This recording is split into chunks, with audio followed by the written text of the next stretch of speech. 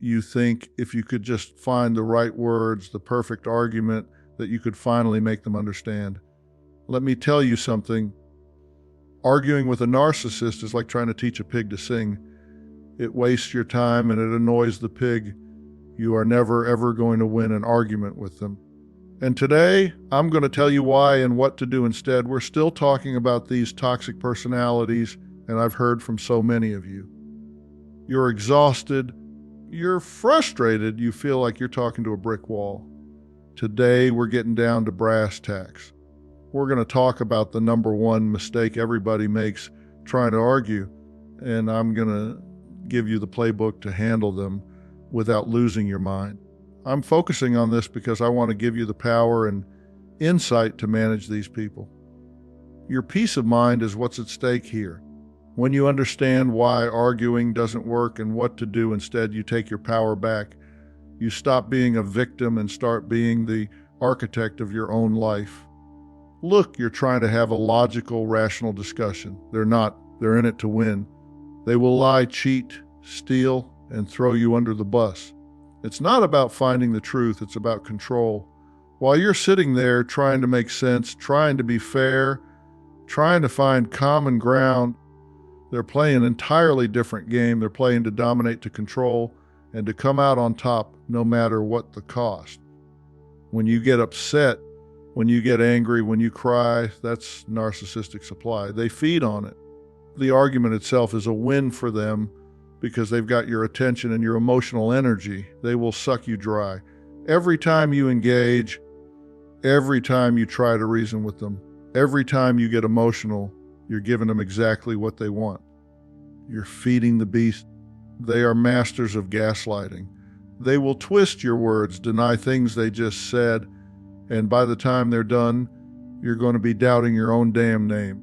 1 minute they're saying one thing, the next minute they're denying they ever said it. They'll make you feel crazy, make you question your own memory, your own sanity. That's not an accident, that's a strategy. You'll walk away from these arguments feeling more confused than when you started. You'll replay the conversation over and over in your head, trying to figure out what just happened. You'll think, how do we get from talking about taking out the trash to me being accused of being selfish and ungrateful? That confusion isn't a bug in their system, it's a feature. They want you confused, they want you questioning yourself. Now, I want to hear from you. Have you ever walked away from an argument feeling more confused and exhausted than when you started? Let me have your comments on that, because I guarantee you that's their goal. They don't want resolution. They don't want understanding. They want you worn down, confused, and ready to give up. Here's what happens in their brain during a conflict. You have to understand these people are deeply insecure. That grandiose, arrogant shell is covering up a very fragile sense of self. Because they are so insecure, they take everything personal. Even the slightest criticism is perceived as a major attack. When you challenge them, you're threatening their false sense of superiority. The response isn't disappointment, it's rage. They will rage at you like you would not believe. This is an automatic, defensive explosion designed to shut you down and put you back in your place. It's not about what you said or how you said it, it's about the fact that you dared to challenge them at all. When you try to pin them down on a specific point, they will bombard you with what I call a word salad. This is a jumble of unrelated accusations, blame shifting, and circular logic. They'll bring up something you did 10 years ago. They'll accuse you of what they just did. The point isn't to make sense, it's to confuse and exhaust you until you give up. They will accuse you of their own worst traits. If they're lying, they'll call you a liar. If they're being manipulative, they'll say you're the one playing games. It's a way to deflect all responsibility from themselves. This isn't conscious, it's automatic. They literally cannot see their own behavior, but they can spot it in you even when it's not there. It is never ever their fault. They will blame you, their childhood, their boss, the weather, anything and anyone to avoid accountability. They play the victim. Even when they're clearly the aggressor, somehow they'll twist it around so that you're the bad guy and they're the innocent victim. Ask yourself, Does the argument always get turned around on you? Do you find yourself defending against accusations that have nothing to do with the original topic? Do they ever, and I mean ever, offer a sincere apology without making an excuse?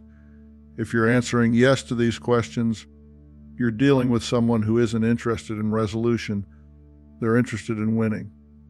So now you know their playbook. It's predictable. The key to handling them is to refuse to read your lines. The most powerful thing you can do when a narcissist tries to pick a fight is to give them nothing. When you understand that arguing is a losing game, you can start playing a different game entirely, one where you have the power and they don't get to control the outcome. You have to understand these people are deeply insecure. That grandiose, arrogant shell is covering up a very fragile sense of self. Think about it, somebody who's genuinely confident, somebody who really knows their worth, they don't need to tell you about it every 5 minutes. They don't need you standing up and applauding every time they walk in the room. But narcissists, they're running on empty inside, and they need constant validation to fill that bottomless pit. Because they are so insecure, they take everything personal. And I mean everything. You could be talking about the weather, and somehow they'll find a way to make it about them. Even the slightest criticism, and I'm talking about the most gentle, constructive feedback, is perceived as a major attack on their entire existence. When you challenge them, you're threatening their false sense of superiority. You're poking holes in that carefully constructed image they've built. And what happens? The response isn't disappointment. It's not hurt feelings. It's rage. They will rage at you like you would not believe. This is an automatic defensive explosion designed to shut you down and put you back in your place. It's not about what you said or how you said it. It's about the fact that you dared to challenge them at all.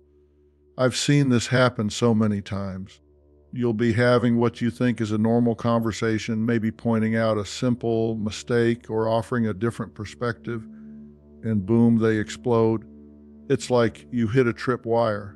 1 minute you're talking about something mundane, the next minute they're screaming at you about something that happened 3 years ago. That's narcissistic rage, and it's designed to make you back down and never challenge them again. Now, when you try to pin them down on a specific point, when you try to get them to stay focused on the actual issue at hand, they will bombard you with what I call a word salad. This is a jumble of unrelated accusations, blame, shifting, and circular logic that will make your head spin. They'll bring up something you did 10 years ago that has absolutely nothing to do with the current conversation. They'll accuse you of the exact thing they just did to you 5 minutes earlier. They'll jump from topic to topic like a pinball bouncing around a machine. The point isn't to make sense. The point is to confuse and exhaust you until you give up. They're throwing everything at the wall to see what sticks, hoping something will derail you from the original issue. By the time they're done with their word salad, you'll be so overwhelmed and confused that you'll forget what you were even talking about in the first place. I had a caller once who said, "Dr. Phil, I went in to talk to my husband about him leaving dirty dishes in the sink, and somehow I ended up being accused of being a bad mother, a terrible wife, and responsible for his mother not liking me." That's word salad, folks. That's the confusion tactic in action. They will accuse you of their own worst traits. If they're lying, they'll call you a liar. If they're being manipulative, they'll say you're the one playing games. If they're being selfish, they'll accuse you of being selfish. It's a way to deflect all responsibility from themselves and put it squarely on your shoulders. This isn't conscious, it's automatic. They literally cannot see their own behavior, but they can spot it in you even when it's not there. It's like they're looking in a mirror but seeing you instead of themselves. Every flaw they have, every terrible thing they do, somehow becomes your fault. You'll find yourself defending against accusations that are so ridiculous, so obviously about them, that you'll wonder if you're losing your mind. Trust me, you're not. They are. It is never, ever their fault. They will blame you, their childhood, their boss, the weather, the traffic, the economy, anything and anyone to avoid accountability. They play the victim like it's an Olympic sport, even when they're clearly the aggressor. When they're the one who started the fight, who said the hurtful things, who crossed the line, somehow they'll twist it around so that you're the bad guy and they're the innocent victim who was just trying to help. They'll say things like, I was just trying to help you, or I only said that because I care about you, or you're being too sensitive. They'll make you feel like you're the problem for having a normal human reaction to their bad behavior.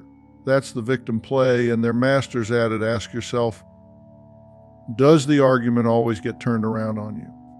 Do you find yourself defending against accusations that have nothing to do with the original topic? When you bring up something they did wrong, do they immediately start talking about something you did wrong? Do they ever, and I mean ever, offer a sincere apology without making an excuse or adding a but at the end? If you're answering yes to these questions, you're dealing with someone who isn't interested in resolution. They're interested in winning. They're interested in being right, in maintaining their superiority, in keeping you off balance and confused. So now you know their playbook. It's predictable. Once you understand the psychology behind narcissistic rage and word salad, once you see the patterns, you can't unsee them. The key to handling them is to refuse to read your lines in their script. The most powerful thing you can do when a narcissist tries to pick a fight is to give them nothing to work with.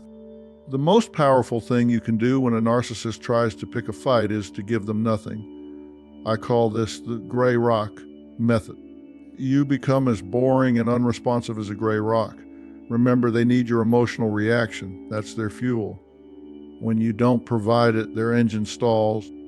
They don't know what to do. Think about it. You've been giving them exactly what they want every single time you engage. Every time you get upset, every time you try to defend yourself, every time you get pulled into their drama, you're feeding the beast. But what happens when you stop feeding it?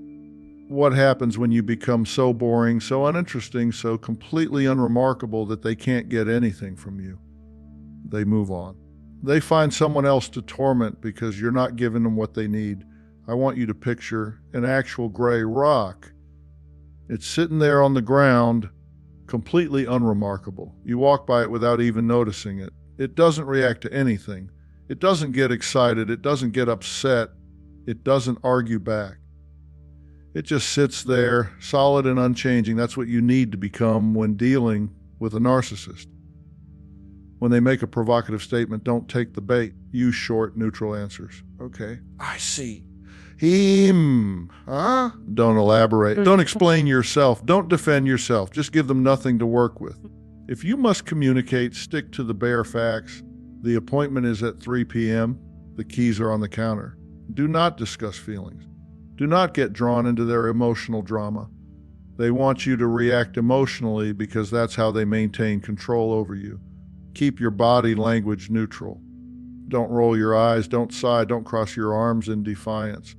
Just be calm, almost bored. Your non-reaction is a powerful statement. They're used to getting a rise out of you, and when you don't give them that satisfaction, it throws them off their game. This is a big one. Do not justify, argue, defend, or explain. We call this JADE, and the moment you start explaining yourself, you're back in their game. You don't need to justify your feelings or decisions to them. You don't need to argue your point. You don't need to defend your actions. And you certainly don't need to explain yourself. They might say something like, "You're being so cold and distant." Your response, "Okay." That's it. Don't explain that you're protecting yourself. Don't justify why you're being distant. Just acknowledge what they said and move on. Now, listen. They're not going to like this. At first, they might escalate. They'll try harder to get a reaction out of you. This is called an extinction burst. They're pushing all the buttons that used to work. It's like a gambler at a slot machine. When it stops paying out, they don't immediately walk away. They put in more coins. They pull the lever harder. They might even shake the machine. That's what the narcissist is going to do to you. They might get louder, more aggressive, more insulting. They might bring up things from the past. They might threaten you. They might try to guilt you. This is their last-ditch effort to get you back into the game. You have to hold firm. When they get absolutely no reaction time after time, they will eventually get bored and go look for supply somewhere else. I've seen this happen over and over again. The narcissist will try everything in their playbook. They'll rage, they'll play victim, they'll try to gaslight you, they'll bring in flying monkeys. But if you consistently give them nothing, no emotion, no reaction, no drama, they eventually give up. Not because they've learned to be better people, but because you've become boring to them. Let me tell you what this looks like in practice. Let's say they come at you with their usual insults.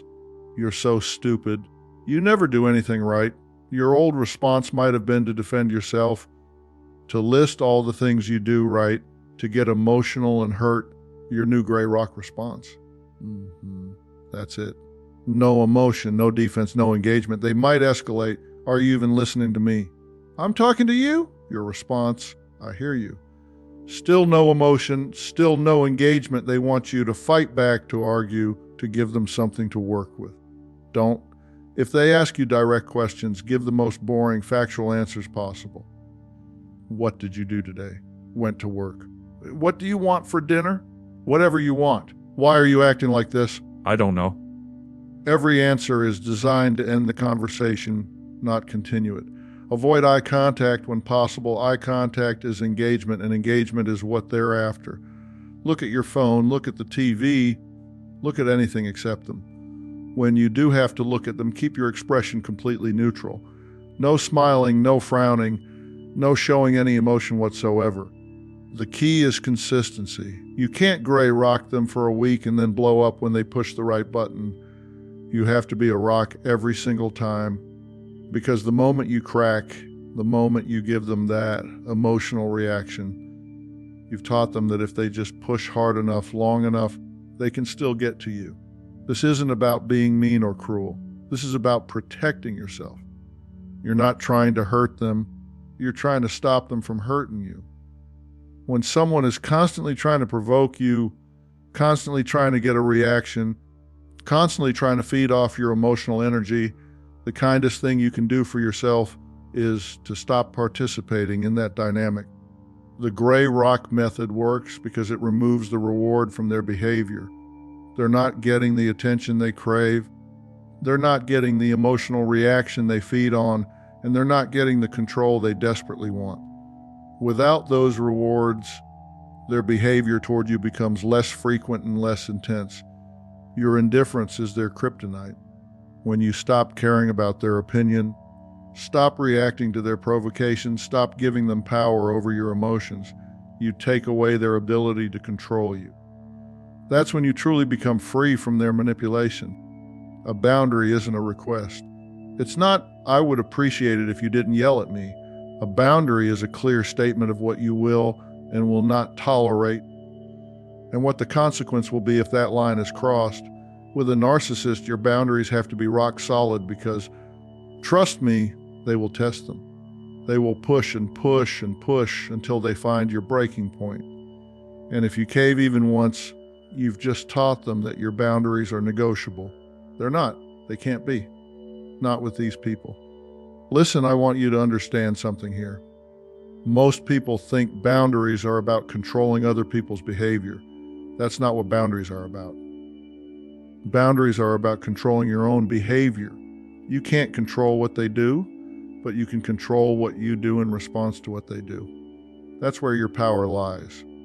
Think about it this way. If you've got a yard and you don't want people walking across your grass, you don't stand there all day yelling at people to stay off your lawn. You put up a fence. The fence doesn't control other people's behavior, but it makes it clear where your property line is, and it makes it harder for people to violate that space. That's what we're talking about when we talk about boundaries. We're building fences around your emotional and psychological space. And with narcissists, those fences need to be made of steel. Use statements. I will not continue this conversation if you are raising your voice. Notice I didn't say, you need to stop yelling. I said what I will do. That's because you can't control their volume, but you can control whether you stay in the room. If you continue to yell, I will leave the room. The consequence must be something you have control over. You can't say, or you have to stop yelling. You don't have control over that. The consequence is an action you will take, not an action you want them to take. And here's the most critical part: you have to follow through every single time. If they continue to yell and you stay in the room, your boundary is meaningless. You have to follow through with the consequence calmly and without further argument. You just get up and leave the room. This teaches them that you mean what you say. I can't tell you how many times I've had people come to me and say, Dr. Phil, I've set boundaries with this person, but they keep crossing them. And when I dig deeper, I find out they've set the boundary, but they haven't followed through with the consequence. You might as well not have said anything at all. When you don't follow through, you're training them that your boundaries are optional. You're teaching them that if they push hard enough, if they rage long enough, if they guilt you enough, you'll cave. Don't do that to yourself. Let me give you some real-world examples of how this works. Let's say you're dealing with someone who gives you unsolicited advice, and by unsolicited advice, I mean criticism disguised as help. Your boundary might be, I am not looking for feedback on that right now, and the consequence, if you continue to comment on it, I'm going to change the subject or I'm going to end this call. Here's another one, bringing up the past. You know how narcissists love to drag up every mistake you've ever made, your boundary. We have already settled that issue, and I am not going to relitigate it, the consequence. If you bring it up again, this conversation is over. What about insults and name-calling? Your boundary, I will not be spoken to that way. The consequence, the moment you insult me, I will hang up or I will walk away. Now, I want you to notice something about all these examples. The consequences are immediate and they're actions you can take right now. You don't say, if you keep doing this, I'm going to think about maybe not talking to you as much. Not a consequence. That's a threat you probably won't follow through on. The consequence has to be something you can do immediately, something you have complete control over, and something that removes you from the toxic situation. You're not trying to punish them, you're trying to protect yourself. And here's what's going to happen when you start doing this. They're going to escalate. They're going to test your boundaries harder than they ever have before.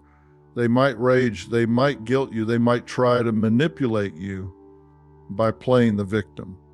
I can't believe you're being so cold and cruel to me. That's when you stick to your guns. That's when you remember that their reaction is proof that the boundary was needed. Healthy people don't throw tantrums when you set reasonable limits. Healthy people respect boundaries. When they say things like, you're being so controlling, or you're being mean, you don't take the bait. You don't explain yourself. You don't justify your boundary. You just repeat it if necessary and follow through with the consequence. Remember, you're not trying to make them understand. You're not trying to get them to agree with your boundary. You're just enforcing it. Their understanding is not required for your boundary to be valid. And listen, some of you are thinking, but Dr. Phil, if I do this, they might not want to be around me anymore. Good. If someone can't respect your basic boundaries, if someone can't treat you with basic human decency, then they don't deserve access to you. You have to stop being afraid of losing people who don't respect you. You have to stop being afraid of being alone. Being alone is better than being with someone who constantly disrespects your boundaries and treats you poorly. Setting boundaries is about protecting your own peace. It's about saying, this is what I will and will not tolerate in my life. And if people can't respect that, then they can't be in your life. It's that simple. Your boundaries are not up for negotiation. They're not suggestions. They're not starting points for a discussion. They're lines in the sand, and when someone crosses them, there are immediate consequences. That's how you protect yourself from people who would otherwise drain you dry. The narcissist in your life has been getting away with their behavior because you've been allowing it. When you set boundaries of steel and actually enforce them, you change the entire dynamic. You take back your power. You protect your peace.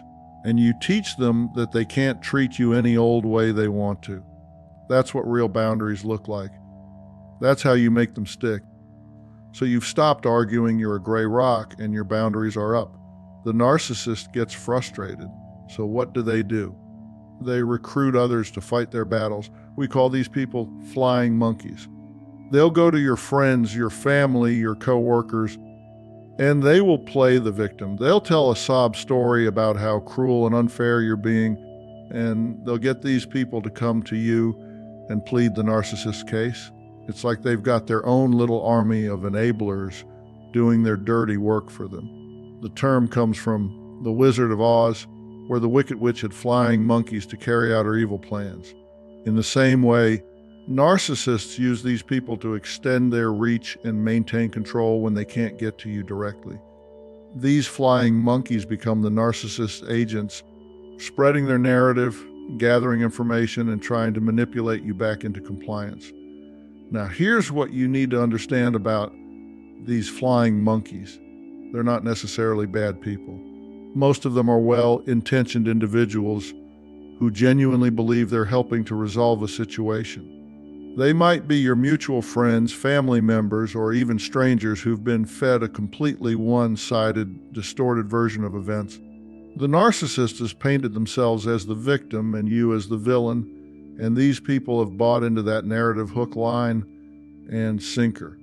The narcissist is a master manipulator, and they know exactly how to present their case to get maximum sympathy. They'll say things like, "I don't know what's wrong with them. I've tried everything. They just won't listen to reason. I'm so worried about them."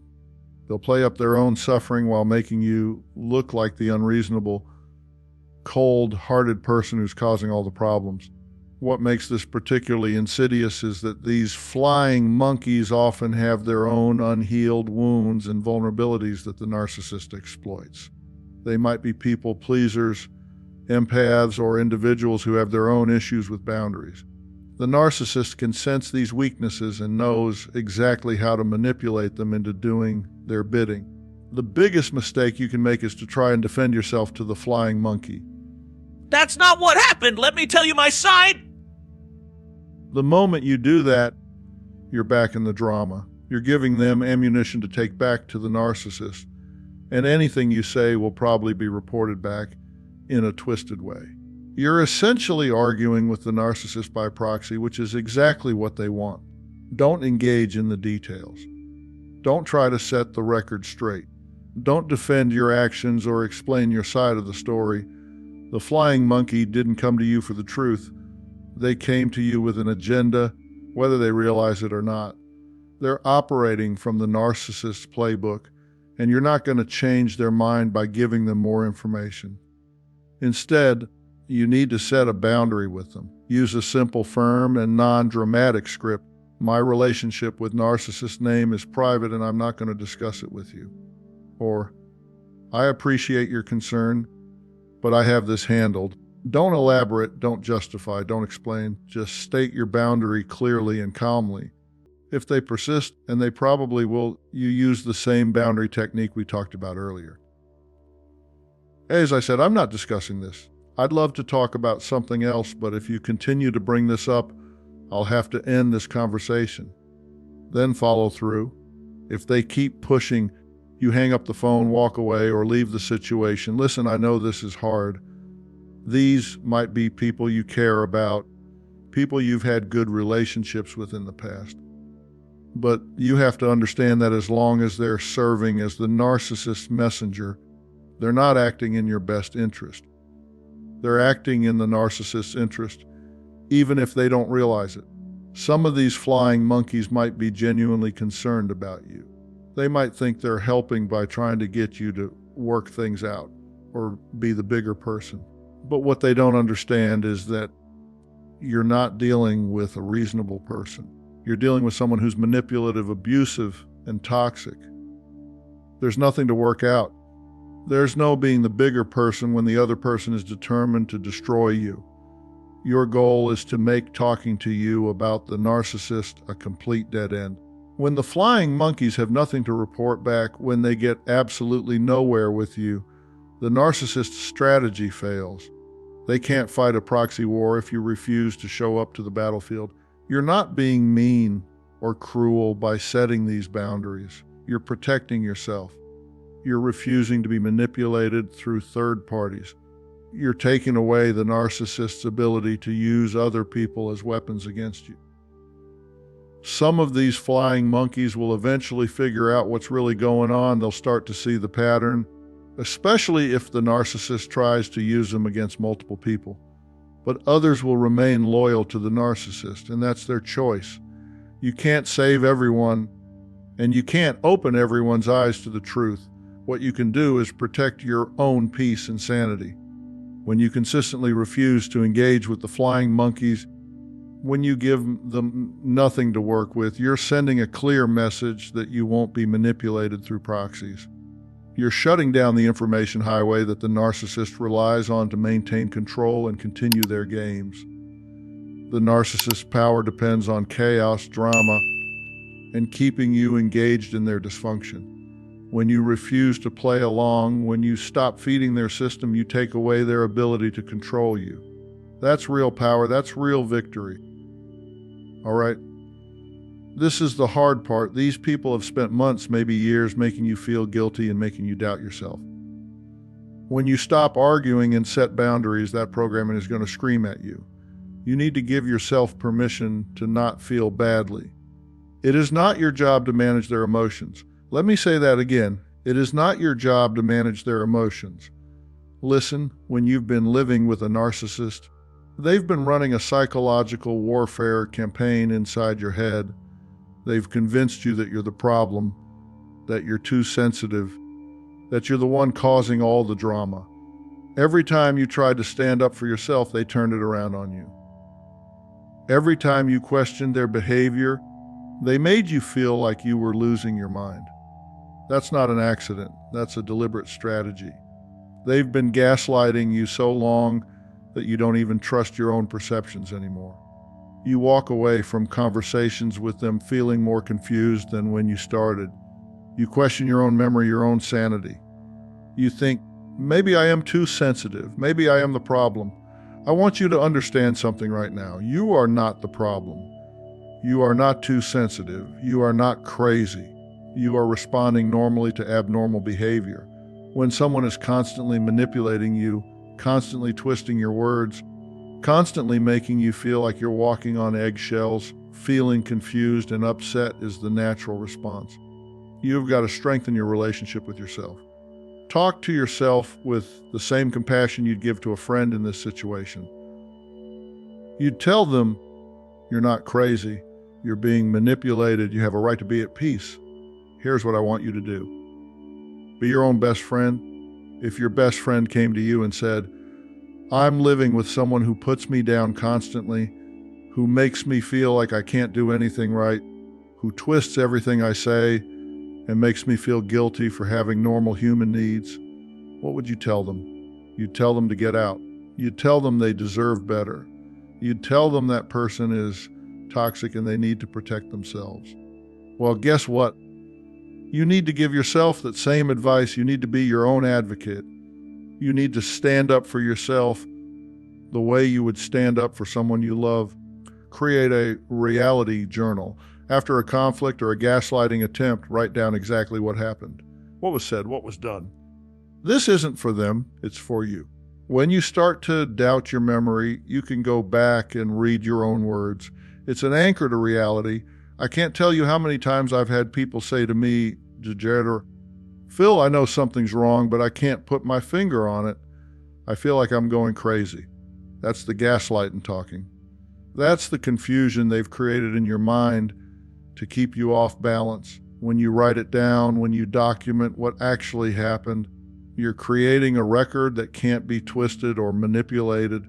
You're giving yourself something concrete to hold on to when they try to make you doubt yourself again.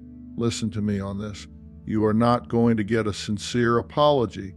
They are not going to have a moment of clarity and realize the pain they've caused. They are not capable of it. Your closure comes from accepting who they are and choosing to protect yourself. Stop waiting for them to validate your reality. Stop waiting for them to admit they were wrong. Stop waiting for them to change. It's not going to happen. The validation you need has to come from you. I know that's hard to hear, especially if this is someone you love, but hoping they'll change is keeping you trapped. It's keeping you in this cycle of abuse. The only person who can save you from this situation is you. Build a team of truth tellers. Surround yourself with healthy, supportive people who see your value and can validate your reality. When a narcissist is the main voice in your ear, your world gets warped. You need other voices to straighten it out. These people have isolated you, haven't they? They've made you feel like you can't trust anyone else. It's like nobody else understands your relationship.